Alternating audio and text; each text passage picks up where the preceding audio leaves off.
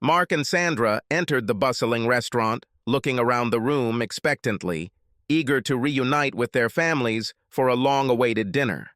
As they entered, they noticed Paul and Lucy, Sandra's children, sitting in a quiet and secluded booth with Lizzie, Mark's daughter. Assuming that their spouses must have been out for a while, or were late, they approached the table with smiles, unaware of the unexpected conversation that awaited them. Mark smoothly slid into the booth, pulled out a chair and made himself comfortable. Sandra followed suit, her eyes briefly scanning their surroundings before joining him. Unfazed by the unusual circumstances, they took their seats, ready to enjoy the joyful evening together, completely unaware of the shocking revelation that was about to occur. Mark pulled out a chair and plopped down into the booth, greeting the group with a cheerful, "Hello, kids!" Sandra, looking around the restaurant, followed suit and pulled out her own chair before asking, "Where are Jim and Sarah?" Paul intervened, explaining, "We asked them to give us some time alone with you." Sandra's smile grew wider. "Any important news? I think we should be flattered that you wanted to tell us first." Lizzie replied with a serious expression. "I think it was more because we wanted to share some things that we had learned." Mark, noticing the change in tone, asked worriedly, "You all speak so seriously. What's happening? Everything is fine?" His gaze shifted to his daughter. Lizzie was silent. Lucy, seemingly unfazed by the seriousness of the conversation, said to Sandra, her mother, "Pineapple fudge." Sandra felt a lump in her throat, leaving her speechless for a moment.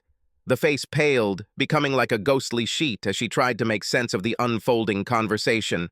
Mark, completely confused by the sudden turn of events, responded with a puzzled expression and confusion evident in his voice. "Pineapple fudge? What are you talking about?" Lizzie, taking the opportunity to shed light on the situation, turned to her father with a leading question. "Good question, Dad. Sandra, do you want to explain to him?" Here Lucy, Sandra's daughter, intervened again, adding a touch of sarcasm to her words. "Yes, Mom. Would you like to explain to my biological father what pineapple fudge means?" Sandra, struggling with the shock of being faced with such a revelation, muttered, trying to collect her thoughts. Waiting. How are you? Where did you hear about pineapple fudge?" Paul, keeping a straight face, intervened, shedding light with a hint of accusation in his voice. "From your diaries, of course. Where do you write everything down, right? This is your secret code for, 'Today I had sex with a man who is not my husband, but is considered his best friend,' isn't it?" His gaze shifted from his mother to Mark and back, his eyes reflecting indignation, not particularly hidden in his voice. Lucy, feeling the weight of this revelation, expressed a bittersweet feeling. "I always wanted to have an older sister." As she spoke, she quietly squeezed Paul's hand, which she held under the table. Her gaze moved to Lizzie, and she added with genuine tenderness, "And I knew and loved Lizzie all my life," also gently squeezing Lizzie's hand. But then her tone changed, filled with contempt, as she turned her attention to Mark. "But it's still a little shocking to hear that we have the same biological father." The weight of her words hung in the air, emphasizing the deep sense of betrayal and resentment she felt towards Mark and Sandra, whose actions had destroyed the foundation and trust of both families. Paul, with a mixture of annoyance and disappointment in his voice, told Mark the truth that had finally come out. "Did you really think that we would never know?" In the world of DNA testing, genetic diseases, and ancestry research, it is clear that sooner or later this will come to light. Mark paused, realizing the weight of Paul's words, before becoming defensive. "Look, guys, we're very sorry that you had to find out about this, but it shouldn't change anything.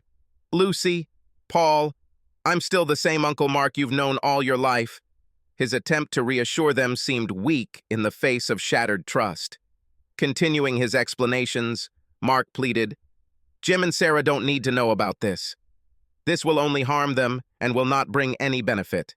In his quest to protect the stability of his life, Mark failed to perceive the profound impact that this revelation had already had on their family dynamics. Jim's voice cut through the tension, hitting Mark and Sandra as they realized their missing partners had approached the table, undetected. "It's a little late for that, old friend. You are about 3 months late." Jim pulled out a chair and sat down. The weight of his words hung thick in the air, emphasizing the depth of betrayal. Sarah joined them at the table, her face showing anger and disappointment. "Besides, Jim found out first and told me before we jointly decided to tell the kids." She sat up, her movements filled with pent-up rage, her voice simmering with anger as she addressed Sandra directly, Sarah's words laced with sharp causticity. "And now, after our weekend with Jim, I really don't think no benefit is a good enough assessment." She grinned at Sandra. Sarah's face was a mixture of indignation and mockery. "Sandra, I can't understand what was going on in your unfortunate head. Have you traded your Michelin-starred chocolate ganache for a stale, dried-out piece of pineapple fudge? I'm glad the kids insisted on extra time because I could barely walk here from our hotel room." Mark's shock quickly turned to anger as he realized the truth. His voice trembled with a mixture of disbelief and indignation. "Wait, you and Jim? Are you having an affair?" Lucy, although angry, could not help but laugh bitterly at the irony of Mark's reaction. "Are you really upset about this? Aren't you being too hypocritical?" There was slight sarcasm in her words, emphasizing double standards. Sandra, who was gradually regaining her composure, intervened in a calm but decisive tone. Wait. If you two were together, then we're even. Jim, you got your revenge." She met the accusing glances of her children and husband. "Now we have to figure out how to move forward and work on rebuilding both of our families." There was a glimmer of determination in her eyes as she took on the role of leader. Sandra's voice grew stronger as she continued, determination guiding her words. "This shouldn't change anything. Mark and I will end our affair, and you will both end yours. We can all get through this." There was a conviction in those words, as if she was determined to forge a path to healing and restoration in the face of broken trust. Jim's eyes flashed with a mixture of shock and intense anger as he listened to Sandra's attempt to level the playing field. His voice dripped with bitterness as he replied, "Well, that may seem fair to some, my dear. It would be so if it weren't completely idiotic." He paused, his anger simmering. The words poured out into a stream of pain from betrayal. "You've been having an affair with this sack of shit for 20 years. You conceived a child together and told me that he was mine. All this time, Sarah and I were friends, close friends, but we never did anything inappropriate. How the hell does that make us equal?"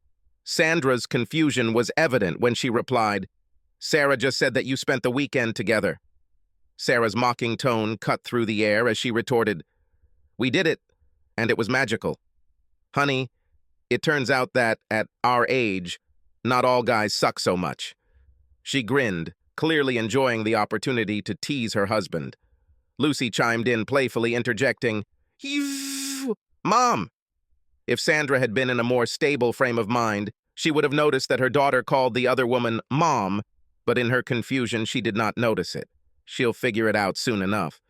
Jim's voice grew firmer as he continued, a hint of triumph in his words. "But you're wrong, Sandra. We never had an affair. Because by the time I touched Sarah intimately for the first time, we had both already filed official divorce papers. You were too busy on your weekend business trip for us to bother serving you, but..." He raised his hand, pointing to the man standing at the door. The atmosphere became tense. The unknown man reacted to Jim's gesture and approached the table.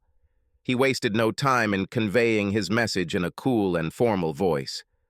"Sandra Davis, Mark Willis, you've been served." He handed each of them a brown manila envelope, the contents of which were no secret.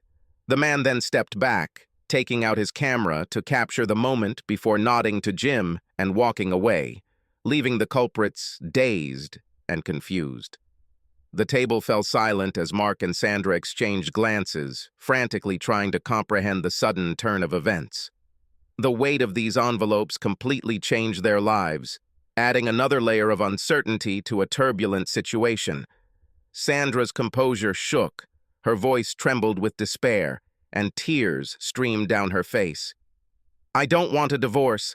This is not the way it should have happened. Mark and I don't like each other. That didn't mean anything. I love you, Jim. I have always loved only you." Her words filled with pain, she begged her husband, hoping to save their broken relationship. Sandra looked from Jim to Lucy and Paul, her children, her voice breaking with emotion. "Lucy, Polly, tell your father that this shouldn't destroy our family." Her prayers were addressed to the children in the hope that they would help bridge the gap between their parents. Mark, who sat silently, seemed completely broken, his face reflecting the enormous pain he was experiencing. He seemed lost, unable to find the right words to express the depth of his remorse and regret. In a silent act of solidarity and support, Jim, Sarah, Paul, Lucy, and Lizzie placed their hands on the table, intertwining their fingers. Their united display underscored their commitment to each other, acknowledging the challenges ahead and giving each other the strength and support needed to face the future. Jim's stern voice carried through the room, drawing attention and signaling that it was time for Sandra to listen. The weight of the decision made by all five was obvious. "Sandra, I think it's time for you to shut up and listen. The five of us have been discussing how to proceed for a month now. We've got all our ducks in a row, and as far as I'm concerned, none of this is subject to revision." Lizzie intervened in a decisive tone, confirming the unity of their decision. "We thought long and hard about it separately, and then we leaned on each other to decide how to proceed. We are unanimous on this." She glanced at Paul and Lucy, appreciating their collective efforts. "I'll just add that the three of us came up with this, and your spouses initially tried to dissuade us." Paul, speaking with a sense of maturity and determination, emphasized the gravity of the situation. "My little sister may be the youngest at the table, but she's an adult now and has a wise head on her shoulders. She was directly affected by this, so we asked her to tell you how things will unfold." Lucy, sniffling but gathering her strength, spoke with a mixture of pain and determination. "In short, it is so." She turned to Mark, her voice firm and unyielding. "Mark, you provided your seed, but you never were and never will be my father." Her gaze returned to Sandra, her expression hardening. "Sandra, you have been my mother all my life. Not as good a mother as my father was, but still my mother. Well, it ends tonight. From now on, you and I have no relationship. I don't want to talk to you, read your messages, or have any contact at all. This may change in the future, but I wouldn't bet on it. If this happens, it will be my decision. I'm sure you're against it, but I want none of you to ever contact me again. I can assure you that I will not respond." Paul, looking at his broken and almost catatonic mother, shared Lucy's feelings. "The same applies to me." Lizzie, determined and adamant, added her voice. "And to me too." Sarah, calmly but firmly, touched on the practical aspect of their decision. "Jim and I have a common lawyer, whose details are indicated in the envelopes you are holding in your hands. All contacts must now be made only through a lawyer." There was an awkward silence at the table as the weight of what had been said dawned on everyone. The path forward had been charted, and the consequences of their choices would undoubtedly change their lives. Jim, after a significant pause, allowed the silence to deepen, giving Sandra and Mark time to realize the gravity of what had been revealed. Breaking the silence, he moved on to the next question. "All 8 grandparents were informed about this today." He turned his gaze to Sandra. "Your parents," he nodded, "and yours," pointing to Mark, "didn't do anything wrong, and we don't want to erase them from the lives of their grandchildren." His words conveyed concern and attentiveness, as he always respected and loved his relatives. Jim continued, emphasizing all the conditions. "However, their continued participation depends on whether they accept this situation. They must not pass on any messages from you to the children and will not give you updates on any aspect of our lives. He made it clear that the boundaries he set for Sandra and Mark also applied to their parents. While they may maintain a relationship with you, this should in no way interfere with us or affect our family dynamics. Mark, your mom and dad are really excited to get to know their new granddaughter, and we will definitely support Lucy in getting to know them. At the same time, it is not surprising that this does not change anything for my parents. They love Lucy more than anything in the world, and nothing will ever change that.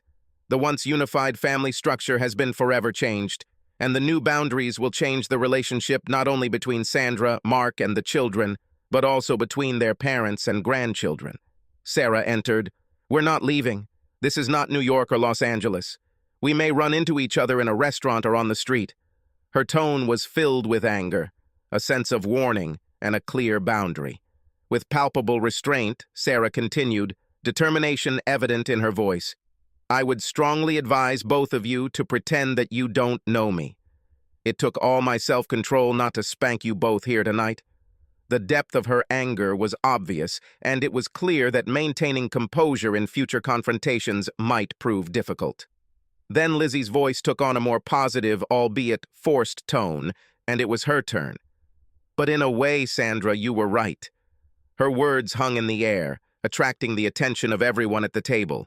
A noticeable shift occurred when Lizzie addressed Aunt Sandra, abandoning her usual term of endearment and simply calling her Sandra. It was a subtle but significant sign of strained relations.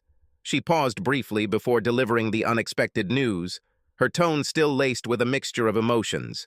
I want to share good news. Actually, two good news. Paul and I are getting married, and it will happen soon, because in about 7 months your first grandchild will join us. There was a moment of joy in Sandra's eyes when she heard the news, but the weight of the previous discussion quickly cooled her. Likewise, the hopeful expression on Mark's face faltered as he realized the complex implications of the current situation. Paul, pushing aside any positivity, spoke bluntly, his voice filled with a mixture of disappointment and determination. Lizzie and I talked about how your betrayal affected our relationship. It's weird as hell that we now share a half-sister, but at the end of the day, we were inseparable from the very first day we met at playgroup.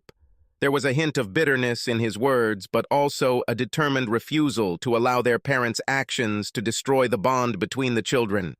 While it will always be overshadowed by the fact that it was where you first met, there is no reason to let your terrible behavior ruin our relationship. Lizzie continued. The child appeared unexpectedly, and it happened earlier than we had originally planned. But we always wanted to have children. There was a sincerity in her words, reflecting a deep desire for stability and love in the midst of chaos. Her voice grew stronger. Our parents, the two that remain, are very supportive of our decision to start a family now. Lizzie highlighted the support they received from Jim and Sarah, who were by their side during this crucial moment. Their parents' unwavering support provided a glimmer of hope amidst all the turmoil, a reminder that there were still foundations of love and caring to rely on. But no matter what you may think about how things will change in the future, know this, Paul stated in an unwavering tone. You will not attend our wedding. You will not be present at the birth of your first grandchild, or any subsequent ones. You won't spoil them, play with them, or babysit them to give us a day off. His words painted a picture of severe restrictions. He looked at Sandra, a mixture of emotions showing on his face, before continuing. You won't get their photos, hear their first words, or catch them when they fall. The weight of these words was palpable, illustrating the deep loss both sides would feel. He looked at Jim, and gratitude and respect flashed in his eyes. Mom? He turned to Sarah, trying a new way of addressing her for the first time. The barely noticeable change in address carried a deep meaning, signaling a change in their relationship. Paul's voice softened as he realized the burden that would now fall on Jim and Sarah. Mom and Dad will have to take on the burden of being the only grandparents. Despite the seriousness of the conversation, Sarah couldn't help but smile at the thought of becoming a grandmother and at the fact that Paul called her Mom. Having dealt the final blow, Paul turned to Mark, "Mark, you won't take Lizzie to the altar. That honor will go to Dad. Frankly, you've already given up your right to give it away." There was a strong determination in Jim's voice as he raised the issue of making these changes widely known. "Sarah and I didn't do anything wrong, and therefore we do not intend to hide the reasons for the breakdown of our marriages from friends and acquaintances," Lucy continued, barely audible. "I want people to know. I want people to know why I completely cut you out of my life, Mom, so you can be judged harshly and not me." Her desire for others to understand the gravity of the decision reflected her need for approval and appreciation. "I don't want you at my graduation next month. Yes, this is a public event, and I cannot prevent you from attending." Lucy's voice grew stronger, containing a mixture of determination and concern for her reputation. "But I've earned the respect of my teachers and my friends' parents, and I don't want to lose that by spitting on you if you show up." Lizzie chimed in with a wry smile, bringing a touch of humor to the tense atmosphere. "Unless, of course, before that, Sandra, your mother hasn't decorated you yet." There was a hint in her words that if Mark and Sandra did not listen to what was said, the consequences could be serious and physical. All five rose from their seats, leaving Sandra and Mark alone with their destroyed world. "And lastly," Jim began decisively, his gaze focused on his cheating ex-spouses, "I had a loving friendship with Sarah for 20 years. It won't take much effort to turn this into a loving relationship." He pointed to Sarah, acknowledging the depth of their connection. "I've already fallen in love with her, just because of her support over the past 3 months." He looked straight at Sandra and Mark. "Betrayal won't break me, and I won't let it break Sarah." There was a decisive challenge in his words, a refusal to give in to the pain he was causing. "You may have been laughing at us behind our backs for the last 20 years, but for the next 50 I'll be laughing with Sarah." He emphasized the joy and happiness that awaited him and Sarah, free from the burden of a broken relationship. Turning to Sarah, Jim softened his tone. "Sarah, I fell in love with you. It's too early to expect you to feel the same, but I want you to give me a chance." There was a plea in his words, a request for patience, and the opportunity to build something new. "And when you do that," Jim continued, his voice growing stronger, "I want us to commit our future to each other before God and our children." Our partners, it seems, did not take their vows seriously, but we did not change them, and you can be sure that our attitude to our future vows will be just as deep and heartfelt.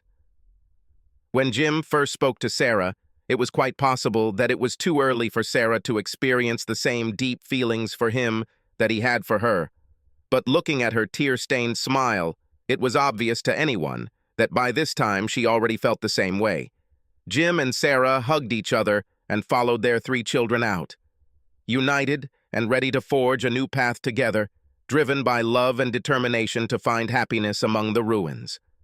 Sandra and Mark were left to deal with the consequences of their actions. Subscribe to our channel so that your second chaff doesn't cheat on you, and go ahead and listen to the next story, because this story is nothing compared to the next one. If you're under 18, don't even think about listening to the next one.